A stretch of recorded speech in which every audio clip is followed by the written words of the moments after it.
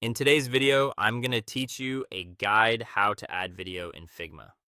By the end, you'll know exactly where to go, what to click, and how to get a video playing right inside your designs. Quick heads up before we start. Adding videos as fills in Figma is a professional plan feature, so you'll be able to see the option only if your account or team has access to it. First, open Figma and head to your drafts.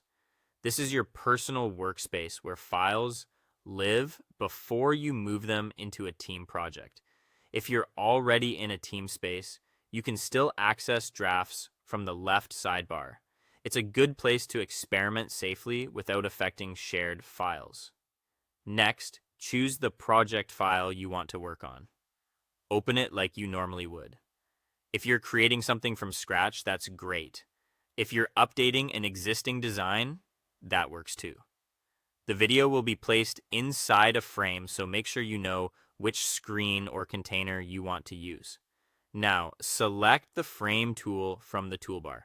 You can either draw a new frame on the canvas or click to select an existing frame in your layout.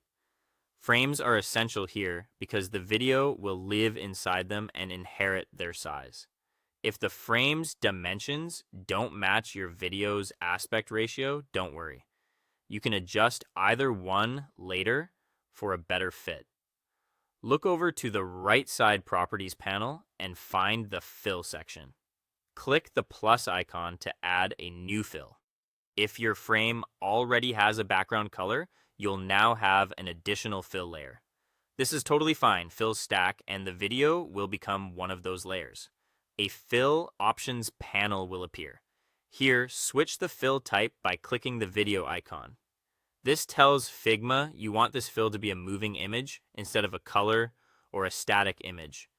It's the same place where you'd choose gradients or images, so it should feel familiar.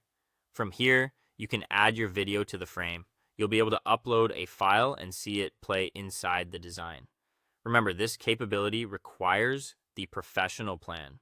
Once it's added, you can resize the frame to crop the video, adjust how it fits, and preview playback in prototype mode.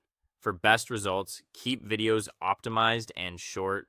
Use common formats like MP4, and be mindful that videos typically play muted and loop by default, which is great for subtle motion in UI mockups.